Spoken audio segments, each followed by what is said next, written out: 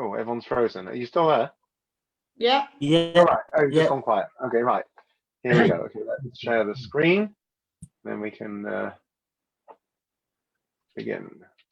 Here we go. So, yes. I may have mentioned this before. I'm trying to use Rabbi Sachs's stuff, but he prepared a year worth of the Covenant Conversation, but unfortunately they send it out later on Mondays. So I have asked him if there's any chance of getting an advanced preview. So I'm using last year's. So some of them we may have possibly done before, I don't remember. They're all based on his Covenant Conversation, all of which you can find online. I'm not hiding anything. So we are now up to, rather frighteningly, we are once again in the book of Shemos, like last year. We are once again, actually no, last year we closed at the end of Shemos. Anyway, right, off we go. We are hoping to be open for Purim for Megillah readings, just by the way, just work out all the details of that, including hopefully a drive-in one or two so that you could sit in your car in the car park and hear it. We haven't worked out the exact details, but that is the plan. So hopefully that will be helpful to people. Okay, let's start. Iris, off you go. Hold on. Right. Too small. Moses' father-in-law, Jethro, hears of the great miracles which God performed for the people of Israel and comes from Midian to the Israelite camp, bringing with him Moses' wife and 2 sons. Jethro advises Moses to appoint a hierarchy of magistrates and judges to assist him in the tasks of governing and administering justice to the people. The children of Israel camp opposite Mount Sinai, where they are told that God has chosen them to be his kingdom of priests and holy nation. The people respond by proclaiming, "All that God has spoken, we shall do." On the 6th day of the 3rd month, Sivan, 7 weeks after the Exodus, the entire nation of Israel assembles at the foot of Mount Sinai for the giving of the Torah. God descends on the mountain amidst thunder, lightning, and billows of smoke, and the blast of the shofar summons Moses to ascend. God proclaims the 10 Commandments, commanding the people of Israel to believe in God, not to worship idols or take God's name in vain, to keep the Shabbat, honor their parents, not to murder, not to commit adultery, not to steal, and not to bear false witness or covet another's property. The people cry out to Moses that the revelation is too intense for them to bear, begging him to receive the Torah from God and convey it to them. Okay, thank you very much. Right, so we're going to look at justice and peace. I think I've told the story before, and I can't remember exactly. I'm probably going to get it wrong, but there's a midrash that says that before we know this says that God in his humility created in the book in Bereshit. He says Nase Adam, let us make man, right? So it's the famous question that why the plural. So some of the Christians wanted to try to use this as a proof of the Trinity, but we say no, that's not why. The reason Adam is in his, yes, it says, well, there is that, but also it says in his humility God sought the advice of the celestial beings and the angels. So anyway, there's a midrash that says before creating the world, God approached various different things, as it were. So it says that he approached the attribute of chesed, of kindness. Right? We know from our Kabbalistic studies of Tanya and the Sfirot that you have different attributes that have some kind of persona, as it were. So he approached the attribute of kindness. Said, should I create a world full of human beings?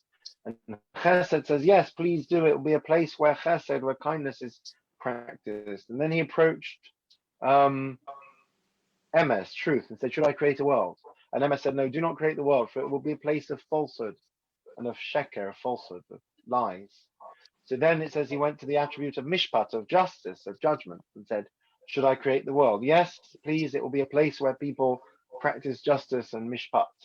And then he went to the attribute of peace, of shalom, and said, should I create a world? And Shalom says, no, don't create the world. It will just be a place of strife and of conflict, right? So Chesed said, yes, create a world of kindness. Emes, truth, says, no, don't create a world. It'll be a place of falsehood. Mishpat, justice, says, yes, create a world. It'll be a place where justice is served. And Shalom, peace, says, no, don't create a world. It'll just be a place of strife. So the Midrash tells us, it says that God cast emes, truth to the ground, basically like, knocked it over, said, be gone with you, and he created the world. So the Kotzker Rebbe, if anyone's come across any quotes from him, Rabbi Menachem Mendel of Kosk, he was a very sharp-tongued person. He didn't suffer fools gladly. So he asked on this, how this makes no sense, this midrash. It says that there were two attributes that said not to create the world. One was emes, truth, and the other was shalom, peace. So why dispense only with the truth? What about peace? What about shalom? So the Kotzker Rebbe said, because without the truth, it's easy to have peace, have shalom. Right? It's a very good book.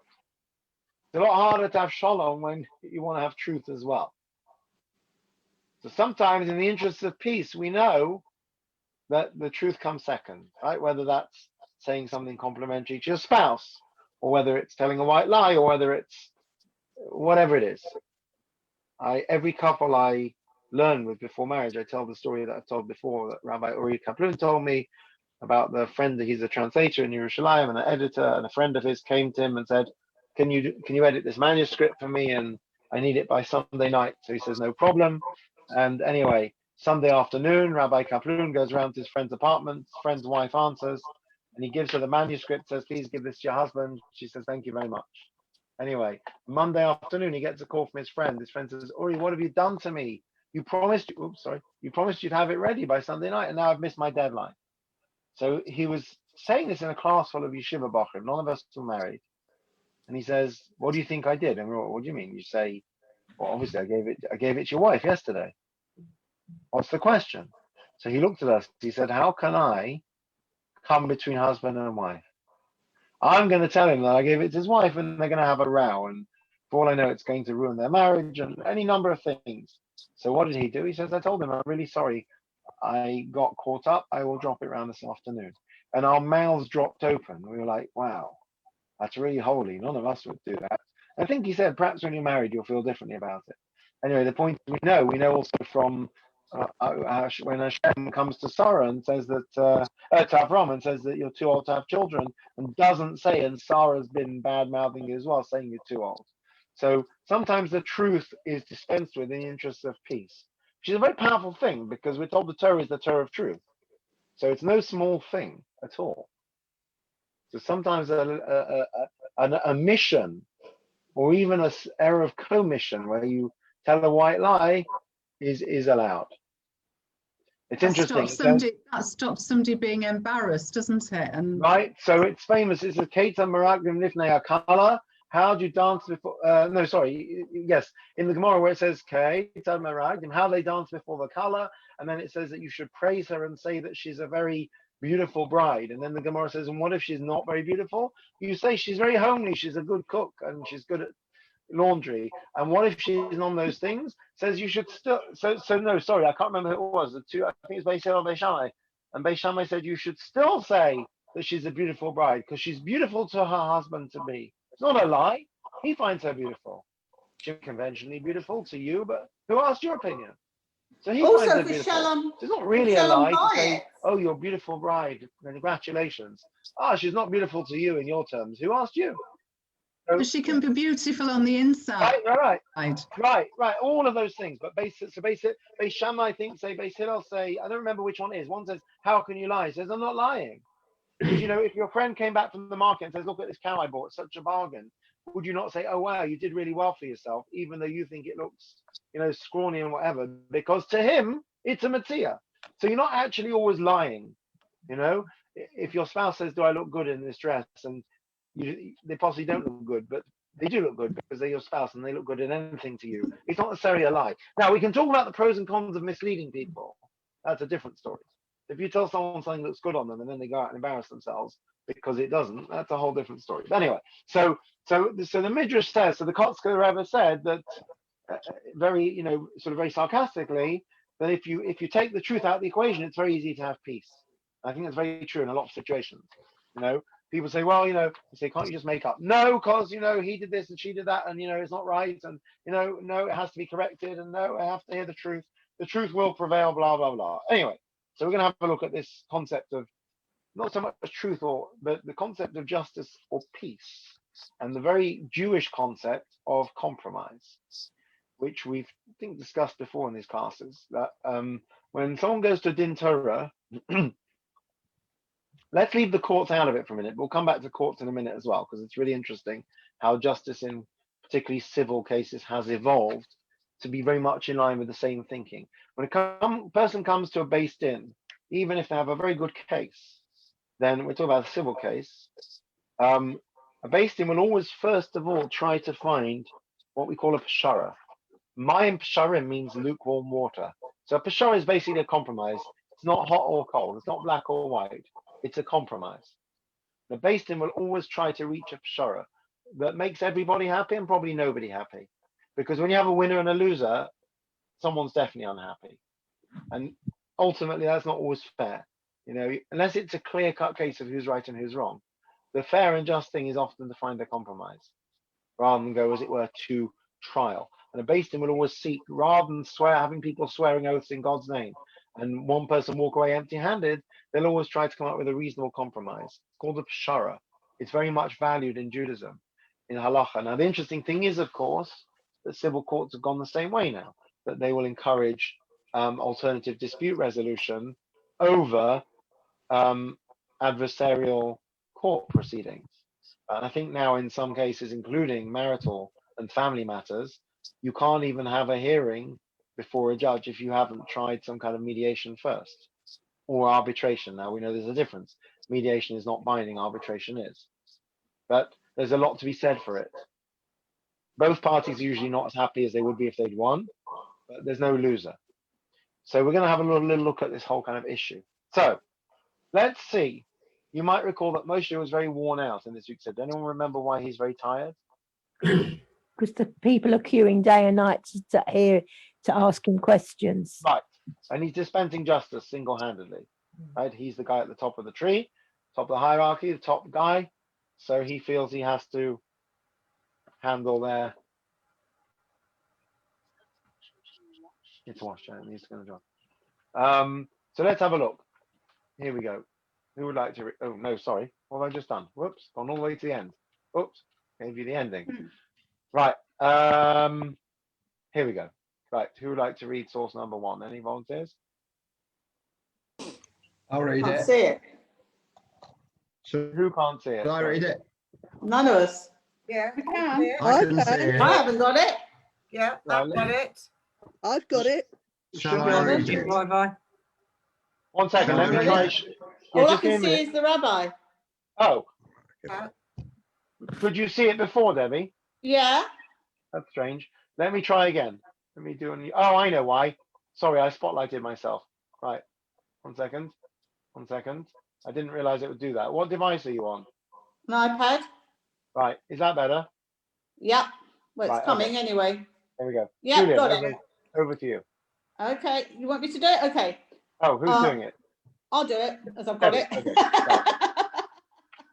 Give up. Okay. What are you doing is not good. You and these people who come to you will wear yourselves out. The work is too heavy for you. You cannot handle it alone. Listen now to me and I will give you advice, and may God be with you. Select capable men from all the people, men who fear God, trustworthy men who hate dishonest gains, and appoint them as officials over the thousands, hundreds, fifties, and tens. Have them serve as judges for the people at all times, but have them bring every difficult case to you. The simple cases they can decide themselves. That will make your load lighter, because they will share it with you. If you do this, and God so commands, you will be able to stand the strain, and so too all those people will reach their place in peace. Right, and by the way, the end of that, V'gam kol ha'am hazeh al makomoi yavo v'shalom, is what we say when someone gets buried. Sorry, I was getting distracted by that. Every time I put my cup up, my face goes dark. Very strange. I'm just drinking regular coffee. There's nothing magical about it. Anyway, right. So Yitro, this is Yitro. Last year, you know, there's something wrong when the president of the United States, or the former president, has to have a Twitter account called the real Donald Trump, because people think the other ones are fake.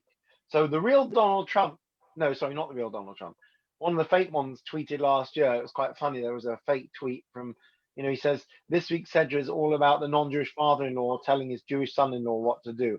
I like the sound of that. Anyway, so you've got Yitro giving advice to Moshe. He says, it's not good this. And interestingly, what does he say? You and the people who come to you will wear yourselves out. Interesting turn of phrase. Right? It's not just that you'll get worn out, the people will get worn out as well. And therefore, Because you they've should, got to queue up all day long trying to get to him. Very tiring queuing. yes, there is that. And also, it's just not good for them because the outcomes are not going to be good for them because he's going to be too tired or he's not going to have enough time. Right? It's a classic delegation problem, isn't it? You know, people often say, I don't want someone else to do it because they won't do it the way I would want or they won't do it as well as I would. But sometimes you have no choice. Sometimes you have to let go. And sometimes it's worth it. So he says you need a whole justice system. But interestingly, the phrase he uses is, we should have put the Hebrew. It's a bit easier to see in the Hebrew. But I'll tell you what he says. Yitro says to Moshe, Lo tov hadavar asher ta'oseh. This thing that you are doing is not good. And then he says, Lo tochal asahu levadecha. You cannot handle it alone. It's not good to do it alone. Anyone recognize that phrase from anywhere else? Slight paraphrasing, somewhere very early on in the Chumash. With Adam and Eve, was it? Yes. Right. What Not does it say good there? for man to be alone. Right. Here we go. Thank you. Bereshit 2:18. It's not good for man to be alone. Right. Hence the creation of woman. Right. So you cannot lead alone. You cannot live alone. You cannot be alone. Right. I often find myself, unfortunately, I say unfortunately because of circumstances, quoting, I was going to say young, not so young, Mr. Michael Rainsbury. A couple of years ago when I stuck my head into the clergy service, he said, I'm sure he said it in other forums, it was a very beautiful idea, that why do we need a minyan for Kaddish? Because he said nobody should have to grieve alone. And therefore we have an enforced community, as it were, that you don't want to be around people. You actually want to just crawl into a hole and, crawl into a ball and go into the fetal position. But we require you to go and find a minyan or have people around your house, which on the one hand can be very difficult. On the other hand, it's cathartic. And one of the things that's very hard for people now is not having that. So it's not good to be alone. And in fact, it's very topical that many people are alone, even if you're not completely alone, but people not going out for days or months. It's very, very difficult. What's the Hebrew word for life, anyone? Hi. Hi. Who said chai? I did. Hands up. Who said chayim? So, of course, the classic one is chayim, like l'chaim. How's your Hebrew grammar? Chayim, singular or plural? Plural. Plural. Why? So, I'm not sure if this is brought anywhere, but as Rabbi Sachs says, tells us that life is shared. True life is not singular, it's plural. It's something you share with other people. When do you have chayas and energy, and when do you live life? When people are naturally sociable. That's one of the greatest challenges we're facing now, even with Zoom and all the rest of it. Now, what does Yitro say to Moshe? Let's just go back a sec. He says, if you'll do all this delegating, what will happen in the end? So what's the last thing he says? All these people will reach their their place in peace. They'll reach their destination in peace. And we actually use that. We don't just say it, by the way, at a levaya. You say it during a tahara. Basically, anytime you move a mace, I think you say al makoma yavo b'shon. They should come to their place in peace. So obviously, it's the final resting. But more generally, what does that mean? That by setting up this system of justice, people will reach their destination in peace. What does that mean? Let's have a look. So, before we quote this, the Netziv, whose name I don't remember, talks about this. One of the commentators. Oh, sorry, Rabbi Naftali Tzvi Yehuda Berlin. That was his acronym, Netziv. Lived in the 19th century, probably from Berlin originally at some point. So he said, we can understand Moshe's getting tired, he needs help. But what's the final comment? That if you delegate, all these people reach their place in peace. They're not the ones who are tired, Moshe is. What will they gain from it? How does it help them? So the Tiv then quotes the Talmud. Let's read. Who would like to read source number 3? I'll read it, Rabbi. Jeff, off we go. Rabbi Eliezer, son of Rabbi Yossi the Galilean, said, "It is forbidden to mediate. Instead, let the law pierce the mountain." The saying similar to, "Let the chips fall where they may." And so Moses' motto was, "Let the law pierce the mountain." Aaron, however, loved peace and pursued peace, made peace between people. Rabbi Judah ben Korcha said, "It is good to mediate, for it is written, 'Execute the judgment of truth and peace in your gates.' Surely where there is strict justice, there is no peace. And where there is peace, there is no strict justice.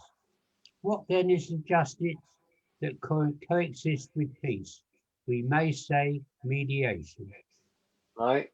So you might recall that Moshe was mourned for 7 days, Aaron was mourned for 30 days. Why was Aaron mourned for longer? Rashi says because he used to make peace.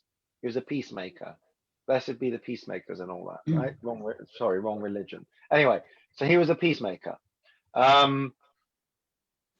And interestingly, I think the Midrash says that he used to go to both sides in a conflict and say, your brother wants to make up with you and your brother wants to make up with you. And if you meet him at 9 o'clock at Starbucks, have a coffee and, at least you'll talk. And by the time they get to Starbucks and realize they've been set up, all the animosity is melted and they make up and they make peace. That's what Aaron used to do. And sometimes he used to bend the truth, by the way. So Moshe says, let the law pierce the mountain. In other words, the truth will prevail. That's the beauty of law. You need a ruling. So yeah, you have winners and losers. That's how law works. That's how solicitors and lawyers make money. You don't make money through being wishy-washy. People want someone who's going to win for them.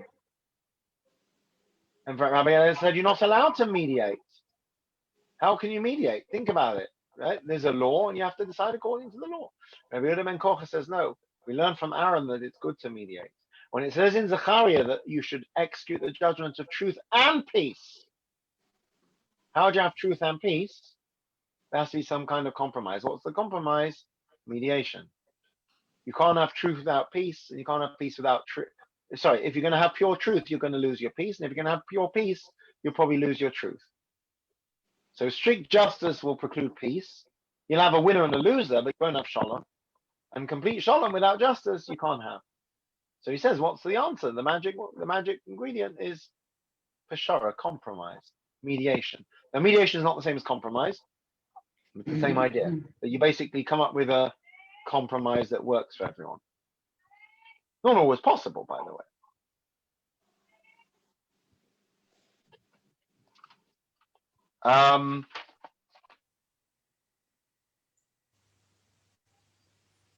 Interesting question.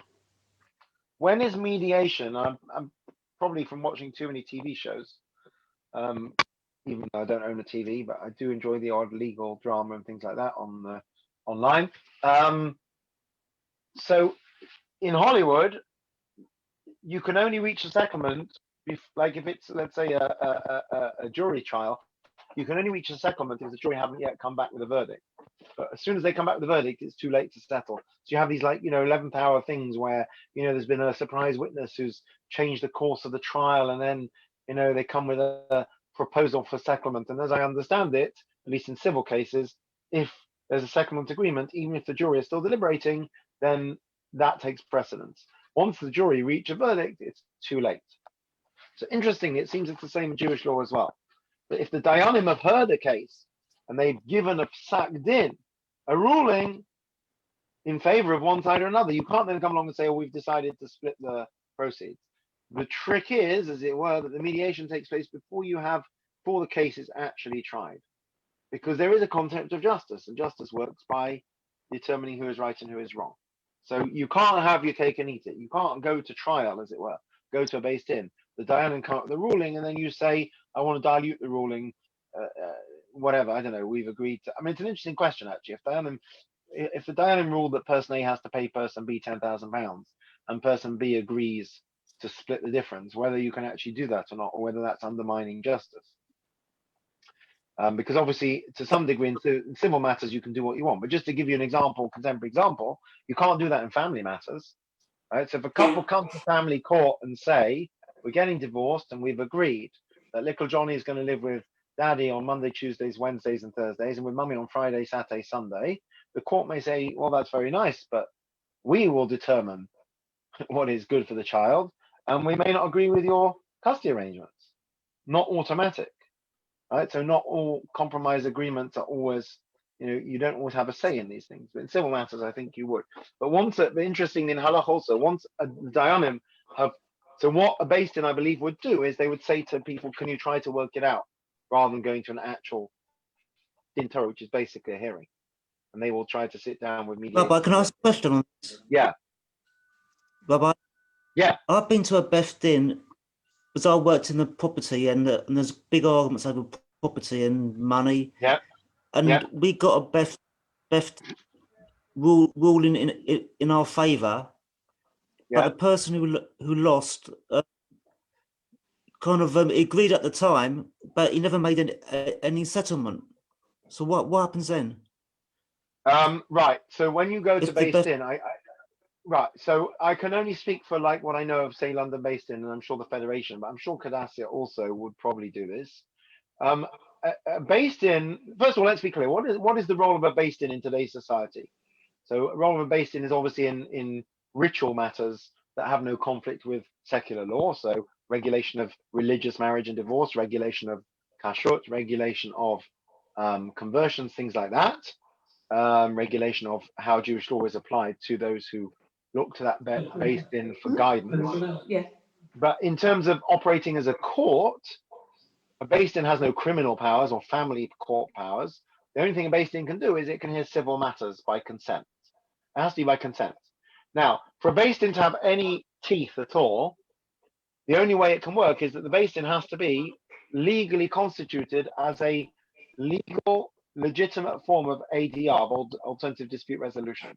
So in other words, if you and I go to a beis din, we would have, the way it works, certainly for the London beis din, I assume other Bafei din, is that you sign an arbitration agreement, which is binding legally, which complies with the law of England and Wales and whatever, Britain, England and Wales probably, and which basically says that you agree under the Arbitration Act of whenever to establish an arbitration panel which will be consist of 3 Jewish judges in Jewish law who will hear your case and will decide your case on the merits of Jewish law, and you agree to abide by the ruling. I don't know the exact wording, but that agreement basically is binding in law. And you'll go to your beis din, and your beis din will find in favor of whichever party. So let's say we'll call it Reuven and Shimon. We'll make it less personal. So Reuven and Shimon are having a property dispute. They sign an arbitration agreement, which is binding in British law. They go to a beis din. The beis din says, Reuven, you have to pay Shimon all the money. And Reuven says, I don't want to. So what Shimon will do is the beis din will give him a copy of their ruling, which is legally binding as an arbitration process. Has to obviously follow the law of the Arbitration Act. And he will go to court and he will have that entered into judgment. I don't remember exactly how you do it, but he'll go before a judge and say, we've been for arbitration and this was the agreement, and I want this entered into the record. And that will be rubber stamped by the court. And he can then collect on it with the full force of British law. So if Reuven refuses to pay, Shimon would have to go to court and say he's refusing to pay. And if Reuven says, well, I never agreed to these dayanim, what do they know? They'd say, sorry, you signed an arbitration agreement, which is legally binding, in the same way you can go to an arbitrator in the City of London or from the Institute of Arbitrators. You can also go to a beis din. It has the legal standing of an arbitration panel. So not because it's a beis din, a Jewish court, but because it's in law an arbitration panel. The only catch would be if there was a procedural irregularity. So if you went to beis din and afterwards you found out that one of the dayanim was, you lost the case, and one of the dayanim is your opponent's, first cousin once removed, and he didn't disclose that, then you might well go to court and say, I am challenging the ruling of this arbitration panel on the basis of a procedural irregularity. Right? And I think you find quite a lot of times in law that courts don't want to interfere with courts don't want to interfere with outcomes. They will only interfere with if there's a question about fairness of due process. So I'll give you another example, which I may have mentioned before. It's an interesting case. There was a certain rabbi many years ago, many years ago, not round here, that's another one. There was a certain rabbi who was accused of infidelity, and I don't think it was ever proven. It was just strong rumors and innuendo and suspicion. And it became intolerable. I think he may have been also just generally inappropriate with his female congregants. I don't remember all the details.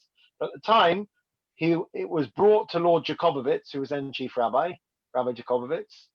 And he basically said that this, I don't know exactly how they decided, but this rabbi had brought his profession into disrepute, and he basically defrocked him, as they say. He removed his right to practice in the United Synagogue. Right? You don't often see it, but I have somewhere, it's probably in the office, a piece of paper called the Chief Rabbi's Certificate to Practice. And you get it when you start off in a position under the Chief Rabbi. Basically, he checks your smicha, and you get this piece of paper, which is not given to you, it's sent to your employer. And it's basically the Chief Rabbi's stamp of approval for you to practice as a rabbi. And if you did something completely inappropriate, the Chief Rabbi could basically withdraw that professional whatever you call it, affiliate, can't think what you call it. Professional, whatever you call it. Certification.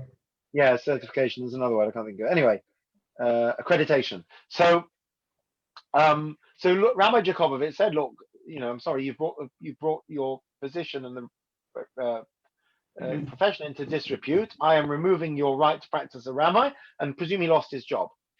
He sued Rabbi Jacobovitz on the basis that Rabbi Jacobovitz had no business deciding. I don't remember exactly what his grounds were, but I think that he challenged maybe that there hadn't been any actual physical evidence of, I don't know, whatever it was. Anyway, the court threw it out. The court said that clearly they couldn't possibly start to mix into the ecclesiastical issue of who is a rabbi. And the only thing that they could do was that if they felt there'd been a gross injustice of some kind. So, for example, again, if it turned out that Rabbi Jacobovitz was somehow related to one of the parties or, was biased in some way, and you could prove that, then that would be a different matter. But absent that, if the procedures had been followed, there was no way the courts are going to interfere with an ecclesiastical issue. Even though, could be according to British law, you would say, well, you can't lose your job because of rumors. But when it comes to who is a rabbi, that is an ecclesiastical decision. So interestingly, if I understand correctly, as long as there isn't some gross incompetence or there was actually a case in Australia recently where somebody challenged a based-in ruling on the grounds of incompetence in the courts. I'm not sure if they won or not. Or the other scenario would be that the based-in ruling is completely at odds with British law. So it's been interesting with Sharia courts and how that works with women's rights and things like that. That there have been challenges to say, how can you go to a Sharia court as an arbitration panel when they don't apply the law equally to men and women? That's an interesting question. But by and large, so in answer to Mark's question, sorry, it was a long answer. If two parties have gone to based-in, they should have signed a binding agreement, which is binding in British law, to abide by the outcome of that based-in, because it's formally arbitration. If you don't have such an agreement, then no based-in is going to have no business, because they're going to have, their only enforcement is going to be to put up a sign in Shul saying you can't be called up. But when it's enforceable in British law, that has quite a strong, obviously, you still have to go to court to collect your money, but, it would be enforceable. So that's my understanding of how that works. So, but anyway, notwithstanding that, Yeah. sorry? Yeah, thank you very much for the answer. Thank you. Now, I'm guessing Thank the you. reality is like anything. If somebody owes you money and you have to pursue it through the courts, it's going to cost you more to pursue than the actual sum involved. And that's always, unfortunately, unscrupulous people know that. That's why you have small claims courts. Based-in, by the way, last I heard, the cost of a hearing at a based-in, I don't know if this is like flat rate or whatever, is £1,000 a day. Now, that may sound expensive. To me, that sounds expensive. When you consider what a solicitor will charge you per hour, imagine you had to go to court and you had to have a barrister and a few hours with the solicitor and a few letters and a few reports. And before you know it, you're spending thousands, if not tens of thousands.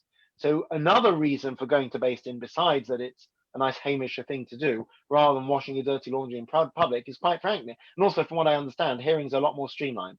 You don't have days and days and days. So to go to a based-in for £1,000, £2,000, £3,000 total for a few days of court hearings versus spending tens of thousands of pounds on solicitors is a bit of a no-brainer, actually. But I think I people think- generally go to. Yeah, I think the best thing I went to cost about £150, but I There you don't remember any. I don't remember any binding agreement was signed, but my boss might have signed one. I don't know. Well, if But they did, if I- they didn't, that was very remiss of them, because then you've got no enforceability. Right. I'm not a Right, great but- expert in this, but but it wasn't. that's kind of how it works. Yeah. Now, if you're No, if you, it wasn't a lot of money. right, but if you're a shady based in, look, you might not go to a based in. You might say, I'd like to convene a panel of 3 Rabbonim to give me a ruling on this, and the other party might say, I'm prepared to abide by that ruling, and you might not sign a binding agreement. That would be far harder to enforce in law to get the money. But anyway, it's right. Okay, so it's a very fascinating topic, the intersection of. I mentioned this before. The Archbishop of Canterbury a few years ago did a great disservice to the Jewish community when he said that Muslims should have Sharia courts, Jews have their courts, and the next day everyone's saying, what do you mean Jews have their own courts? What's going on here? And we all had to explain in our sermons that only within the law allows for arbitration. There's nothing illegal about it. On the contrary, the law encourages alternative dispute resolution. By the way, I touched on family issues. A divorcing couple could conceivably go to a based in. The complication that would arise if where there's children involved, that the law of the land may not recognize the right of a based in to decide custody case. In fact, they won't. They'll say family court has to hear custody and child cases. But if there were no children, if you said we want to go to a based in to divide our assets, no problem with that. That's no different from going to basically a mediator and just agreeing to the outcome, right? As opposed to arbitration where it's binding. Okay, so the Gemara says, interestingly, Moshe, and there's no right and wrong in this, right? It's a bit like saying some people are very disciplinarian and some people are much more soft, and each has its place, right? It balances. Moshe is very much the lawgiver. So he's going to say, well, I want to know what the law is. What's the halacha? And Aaron is the peacemaker. And he says, well, wait a minute. Let's just look at this. Right? So scenario, a couple is having an argument over, I don't know, he's Ashkenazi, she's Sephardi, she wants to eat rice on Pesach. He says, no, you have to follow my customs, and therefore you shouldn't eat rice on Pesach. And let's say that this has been going on for years, and it's, there's other things beneath the surface, and it's getting very, really bad, and, getting to the point where they can't spend Pesach together almost. And they come to the Rav, and they ask a Shaila. What's the Shaila? If an Ashkenazi marries a Sephardi, if a Sephardi lady marries an Ashkenazi man, what's the law? And the Rav says, well, you follow your husband's customs. And the Rav has given a correct psak, and there's absolutely nothing wrong with that, and that's halacha. However, the couple should come to the Rav and say, before we ask you this question, we just like to give you a context. The context is that this is a source of great strife and friction in our family, and it's even causing damage in our marriage, and it's upsetting our ability to have Pesach together. Rabbi, what do you think? I'm Ashkenazi, she's Sephardi, she wants to eat rice on Pesach. I always learned that you don't. What do you suggest, Rabbi? In which case, any sensible Rav at that point, rather than saying the halacha is ... will say, let's talk about this. I'm sure you can work something out. The problem is, if somebody asks a shaila, you have to give them an answer. Right? So it's the old joke. If you ask a shaila, it's trait. There's some truth in that sometimes as well. Sometimes you might say, you don't want to ask this shaila because you don't want to know the answer. There's a place for that. There's a place for that attitude to things. Let's work it out. Now, obviously not if it involves eating treif or something like that, but there's a place for that. There's a very strong place for that. Compromise is a good thing, by the way. So basically, besides giving Moshe a break and giving him giving delegated power to the people under him, there's another twist to this, which is that according to the Gemara, going back to this, why will people reach their place in peace? It's interesting. What it seems to be saying is, if Moshe, you're the only one dispensing justice, it's going to be very swift and very clear rulings. But once you delegate, you'll find that actually more compromise is reached, which is not a bad thing. Now, is Moshe wrong to be very strong-minded and strong-willed? Let's see. That was wrong. Sorry, that was from last week. Right, let's have a look at Psalm 90. Who would like to read? Julian, did you ever read in the end? Would you like to read? No. Right. A prayer of Moses, the man of God. O Lord, you have been our refuge in every generation. Right. We say it Shabbos morning. I think we say it somewhere in the stone setting service. Right. Moshe's a man of God. Why could he not bring peace? So it's a paradox. He's a man of God. He's a man of truth. He's a man of the law. He knows the law. He's Moshe, the one that gave the law. How can you expect him to do anything but abide by the law? Because that's who he is. He's the top guy in that regard. That comes with it's a poison chalice. The poison chalice is that he's going to find it much harder, if not impossible, to compromise, because compromising involves bending the law and putting the law to one side sometimes. Excuse me.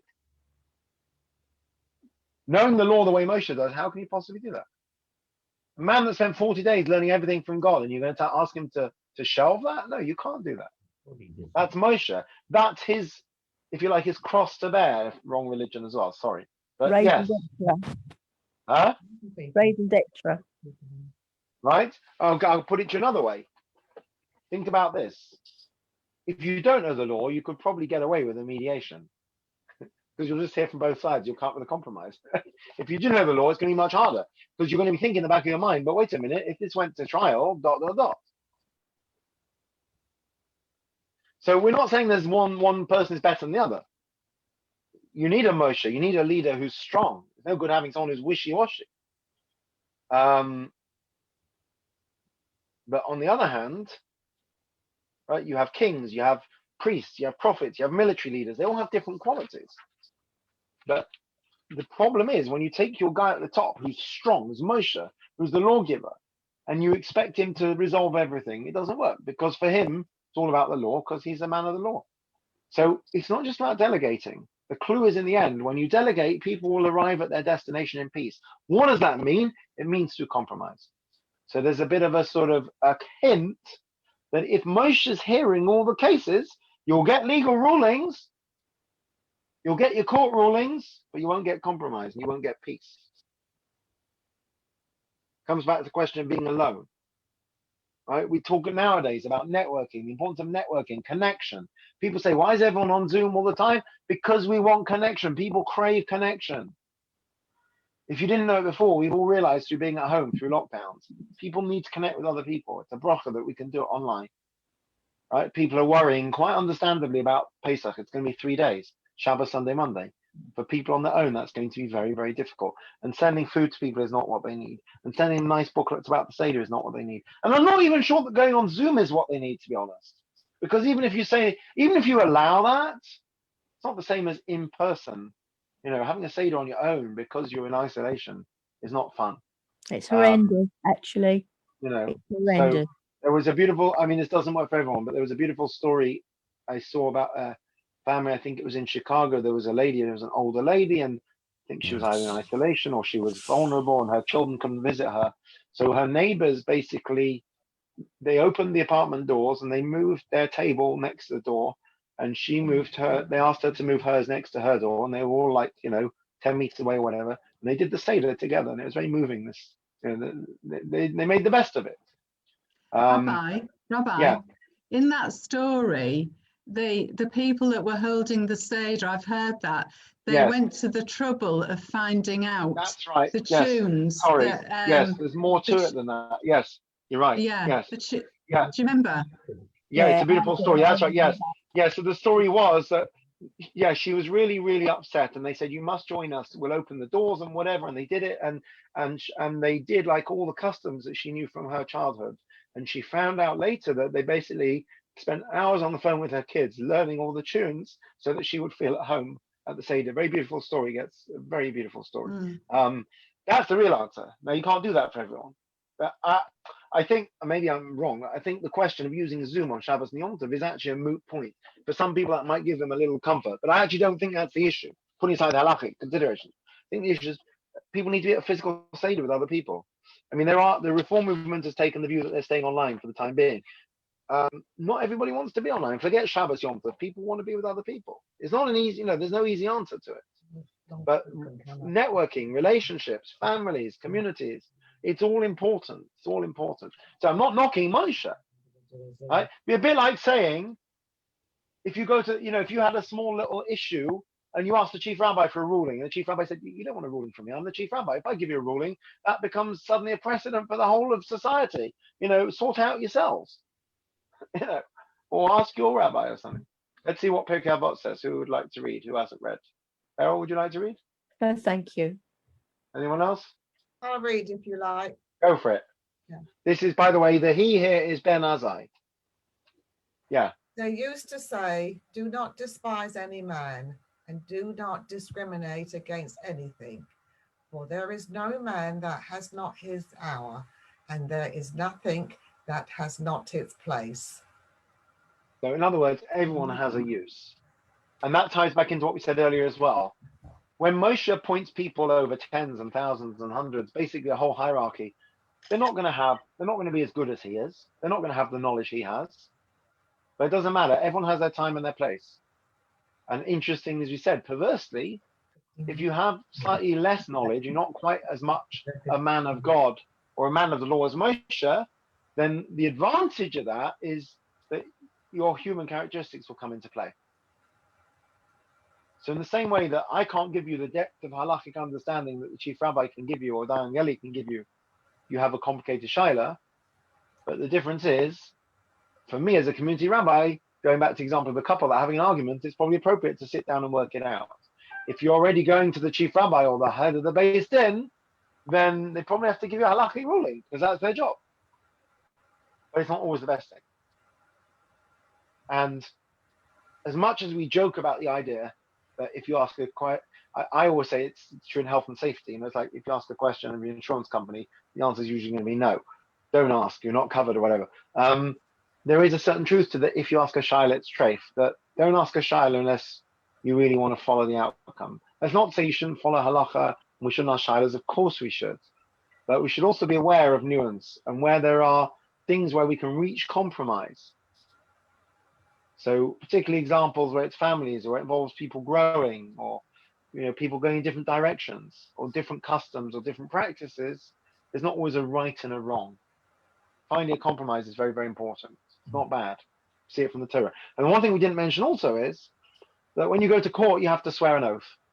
And it's said of the greater sages that they always they were terrified at the thought of swearing an oath in God's name, which you would do, and then accidentally bearing false witness. So the greatest rabbis would seek a compromise of shara rather than having to swear an oath.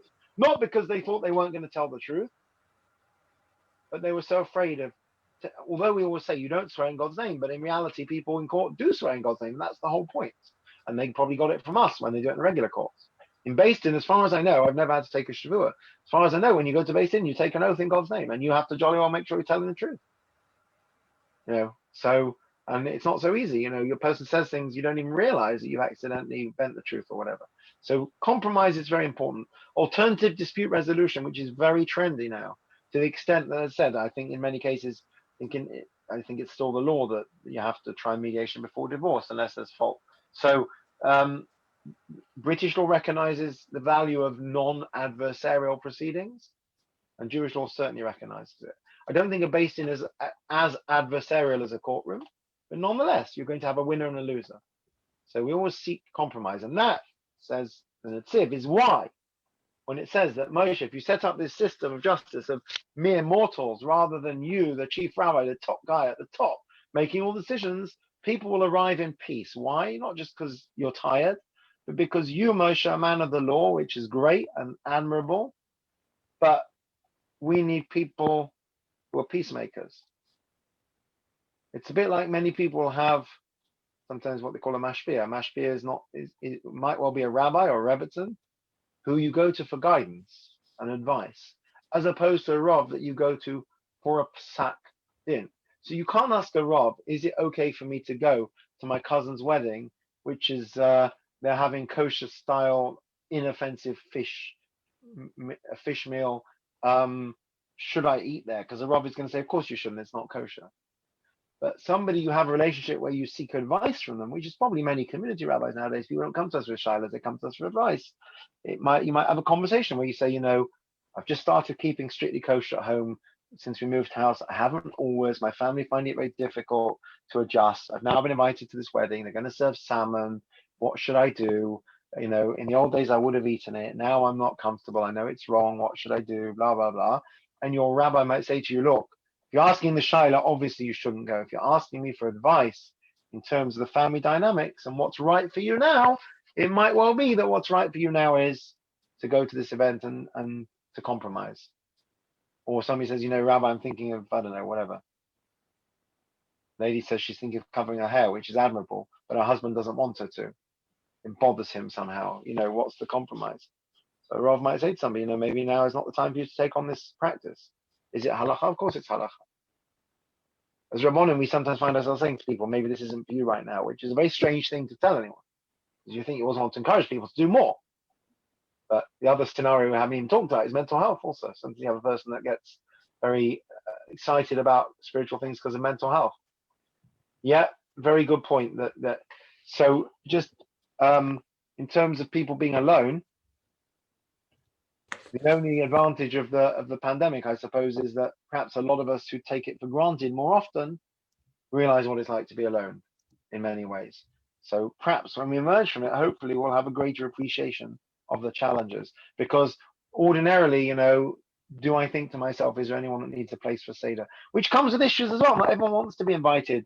And sometimes if you're invited someone, it feels like you're a bit of a, a nebuch and whatever. So you're getting it right as well. But hopefully we'll all come out as a bit more sensitive to what it's like to be stuck at home on your own. I hope. One of the positive things. Anyway. Yeah, what else? Yeah, Brendan's going. I've got to go as well, actually. Yeah. So I think we've had a good hour. Go now. Yeah. Thank you, Rabbi. Right. Nice to see everyone. See you same Thank time you. next week. I'll see you before that. Thank you, Rabbi. Thank you. Thank you, Rabbi Rodenberg. Bye. Have a good week, everybody. Yeah, you as And well. Have a you. good week. Thank you. Thank you. Bye. Hello, Lisa. Hello, Lisa. Lisa. Hello, everybody. Bye. Bye-bye. Grab the end of that. Thank you. Good.